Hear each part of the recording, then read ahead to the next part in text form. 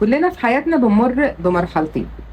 مرحلة الجاموسة في الساقية، يعني بتبقى انت زي الجاموسة في الساقية بتعامل نفسك كده وتفضل مطحون وتفضل عندك مسؤوليات بتفكر فيها ومستخسر في نفسك كل حاجة ومش عاوز غير انك تلاحق وتعمل وتسوي ولا وده يزعل وده محتاج وده.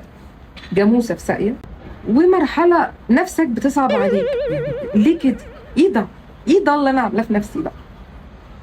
وتلاقي نفسك كده عايز تراضيها، عاوز تبسطها، عاوز كده تكافئها. بتوصل للمرحلة التانية دي بحاجتين: لا بعيد عنك كده صدمة تيجي تلطشك على قفاك وتفوقك وتقول انا ما استحقش كده، لا انا من حق اعيش واجرب واعمل كده، بعد طلاق بقى، بعد خسارة حد كده.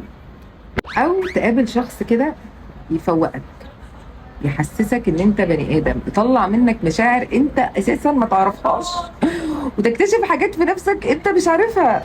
فبالله عليك لو جت عليك اللحظة دي اتبسط وتنطط وجرب كل حاجة كان نفسك فيها واطلق لنفسك العنان وسيب نفسك كده، سيب نفسك وتبسط وسيبك من الاشاعات والرغي والانتقادات والهبد والمسؤولية، كل ده موجود، هترجع له بس عيش اللحظة، عيش اللحظة وفكها على نفسك وخلينا ننبسط بس.